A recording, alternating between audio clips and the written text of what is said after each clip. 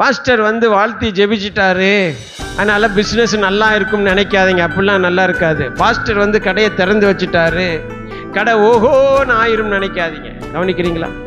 எத்தனை பேர் கவனிக்கிறீங்க? மிகப்பெரிய அவர் வந்துட்டாருங்க, அவர் உலகத்திலே பிரபலமான ஆள், அவரை வச்சு என்ன செஞ்சாச்சு, நம்ம கடையை திறந்தாச்சு, கடை ஓஹோன்னு போகும். அப்படிலாம் கிடையாது. யார் சொன்னா?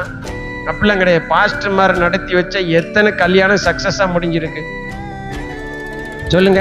மனசுல கையை வச்சு எந்த பாஸ்டர் மாதிரின்னு சொல்லு. நானே சொல்றேன், நம்ம நடத்தி வச்ச எல்லா கல்யாணமும் சக்சஸா இருக்கா?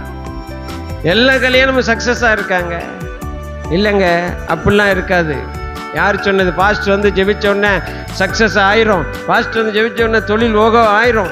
அதெல்லாம் கிடையாது. அதெல்லாம் பைபிள்ல இல்லவே இல்லை. கவனிக்கிறீங்களா? அதெல்லாம் கிடையாது. ஏங்க, நீங்க உங்க வாழ்க்கையில ஜெபிச்சு இந்த தொழிலை செய்யலாமா, இன்னார திருமணம் முடிக்கலாமா, இன்ன வேலைக்கு போகலாமா, இதை படிக்க போகலாமான்னு நீங்க உங்க வாழ்க்கையில என்ன செய்யணும்? ஜெபித்து கேட்டு அதை செய்வதற்கு, ஆசீர்வதிப்பதற்கு ஒரு ஊழியக்காரரை கூப்பிடுங்க. அந்த தொழிலும் அந்த திருமணமும் அந்த முயற்சியும் ஆசீர்வாதமாக இருக்கும்.